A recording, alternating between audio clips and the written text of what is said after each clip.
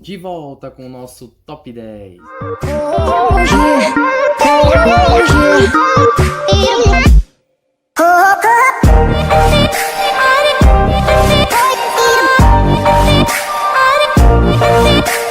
Então galera, nós vamos falar hoje sobre os 10 melhores jogadores do Campeonato Brasileiro até agora. Acredito que nessa lista vai ter a maioria que vocês pensam também que são os melhores jogadores do campeonato até agora. Para começar essa lista, fiquei na dúvida entre dois jogadores. Um cara que muitos vão criticar, né, que é Fernando Sobral, que é um jogador do Ceará que tem 9 jogos, 3 assistências e 33 desarmes, um número absurdo de desarmes, ao lado de Dodge, o jogador com mais desarmes no Campeonato Brasileiro.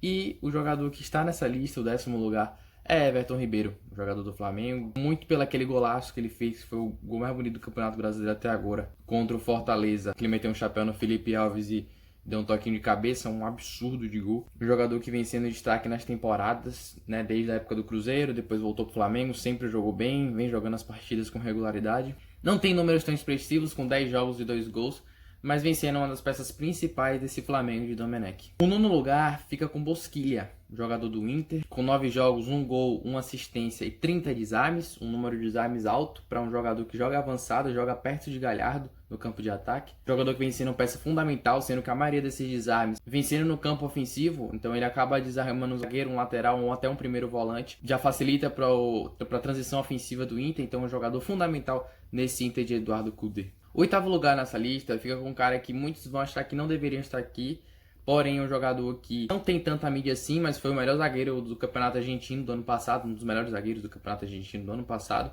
que é Júnior Alonso. Tem 9 jogos, 21 desarmes e 1 assistência. São números não tão expressivos, é um zagueiro, é um jogador com qualidade, tem um bom passe, tem um bom cabeceio, tem um bom desarme, deu uma consistência defensiva ao Atlético Mineiro, é o jogador que é mais usado por Sampaoli. Porém, se fosse para ter um outro jogador do Atlético Mineiro nessa lista que estivesse jogando, seria Natan. Natan acabou se lesionando nas 2 primeiras rodadas do Brasileiro, mas estava jogando uma barbaridade.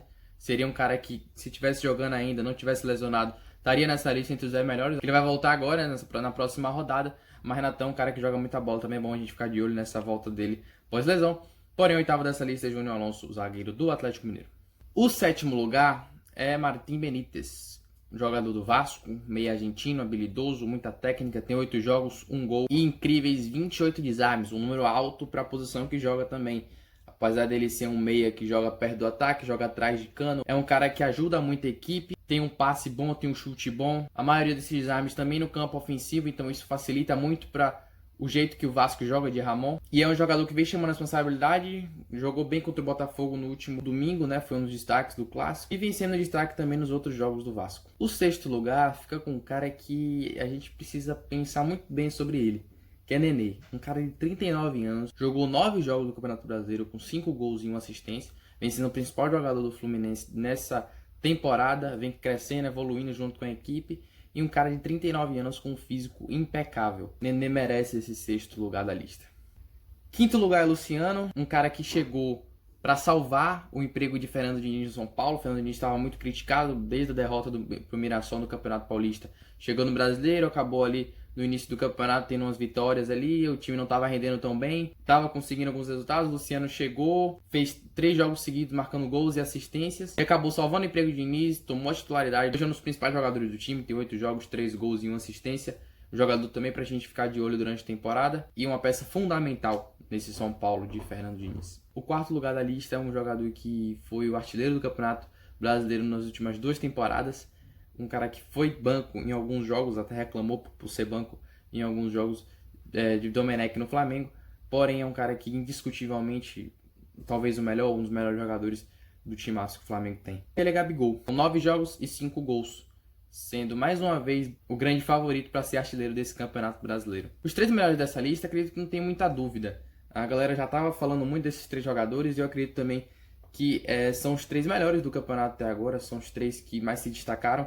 Começando no 3º lugar, Germancano. Um argentino habilidoso, um argentino que finaliza, é muito objetivo. Na maioria dos gols tem 1, 2 toques na bola. Tem incríveis 9 jogos e 7 gols, fazendo gols em clássico, em jogos importantes, em jogos que o Vasco precisa dele. Quando ele não joga, o Vasco sente uma carência do camisa 9. Não é um camisa 9 raiz, mas o camisa 9 é moderno. Camisa 9 que faz gols, tem um faro de gol absurdo e merece esse terceiro lugar na lista e também é um dos grandes favoritos a ser artilheiro do Campeonato Brasileiro. Os dois primeiros não tem muita dúvida, né? São dois jogadores fundamentais nos times que jogam.